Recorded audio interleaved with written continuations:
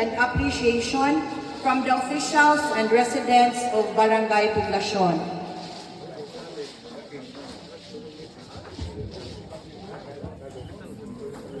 Republic of the Philippines, Province of Cebu, Municipality of Ronda, Barangay Poblacion, Office of the Sangguniang Barangay. Excerpt from the minutes of the special session of the Sangguniang Barangay of Poblacion, Ronda, held at the Session Hall on October 24, 2025 at 10 o'clock in the morning. Present, Honorable Jelani G. Ugario, Punong Barangay Presiding Officer, Honorable Raul N. Eschiola, Sangguniang Barangay Member, Honorable Orlando N. Gabatan, Sangguniang Barangay Member, Honorable Rabi L. Abella, Sangguniang Barangay Member, Honorable Rinaldo S. Enriquez Jr., Sangguniang Barangay Member, Honorable Juan C. Lumigday Jr., Sangguniang Barangay Member, Honorable Glicerio Susobrado Palana, Sangguniang Barangay Member, Honorable Ponciano M. Jimena Jr., Sangguniang Barangay Member, Honorable Edmond Vincent I. Unabia, SK Chairman. Resolution number 25, Series of 2025.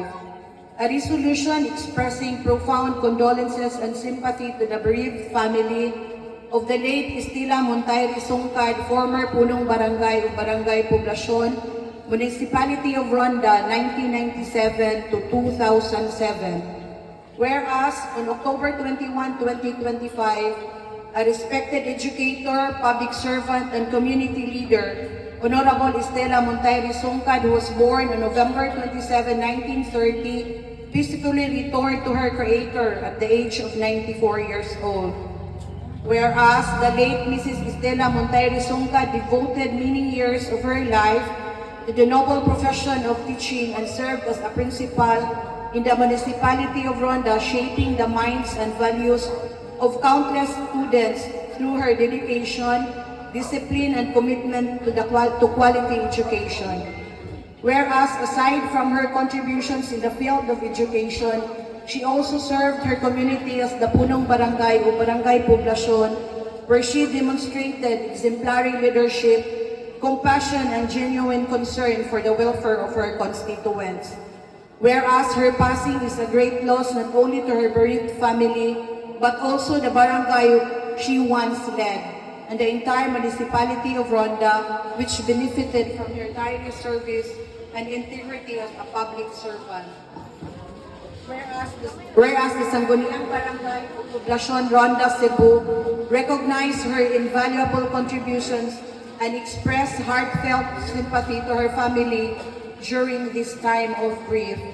Now, therefore, upon motion of Honorable Raul N. Eschiola, duly seconded in Mass, be it resolved as it is hereby resolved that by means of this resolution, the members of the Sangguniang Barangay of Poblacion, Ronda, Cebu express their profound prayers, sympathy, and deepest condolences to the bereaved family of the late Honorable Estela Montayri Songcad in the hour of their bereavement.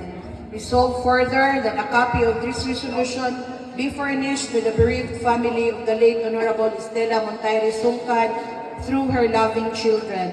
Adopted unanimously by all the members present on October 24, 2025.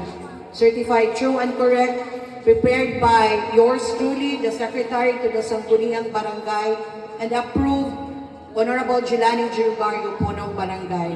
Akong gihangyo ang mga gwapo nga anak ni Ma'am pagdawat sa plaque na mo sa ang gwapa sad kaayo nga kauban naman sa barangay pagdawat sa plaque sa certificate.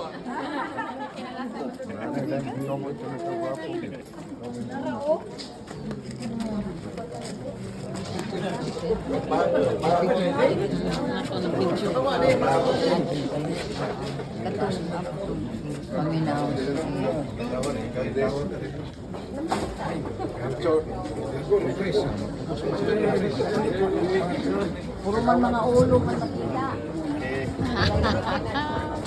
Okay, smile. Smile. 1, 2, go.